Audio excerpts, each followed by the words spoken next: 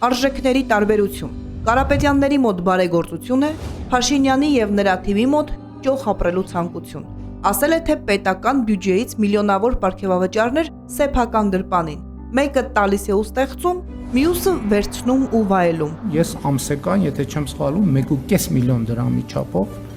վարձատրության ավելացում եմ ունեցել։ 6-ից 7 միլիոնի կարգի սա աշխատանքի դիմաց ես համարում եմ որպես վարձատրություն։ Կարեն Կարապետյանը տարիներ շարունակ աշխատելով պետական համակարգում երբեք աշխատավարձ չի ստացել։ Այն ուղղել է մանկատների սաներին եւ շրջանավարտներին։ Հանրապետության բոլոր մանկատների յուրաքանչյուր շրջանավարտ ամեն տարի ստացել է 300,000 դրամ։ Նրանց համար բացված հատուկ հաշիվներին փոխանցվել է Կարեն Կարապետյանի ողջ աշխատավարձը։ Մնացած գումարը համալրվել է դարձյալ Կարապետյանների կողմից։ Երբ որ մենք մանկատնից դուրս են գալու, մեզ ինչ-որ բանով օժանդակել է ինչ-որ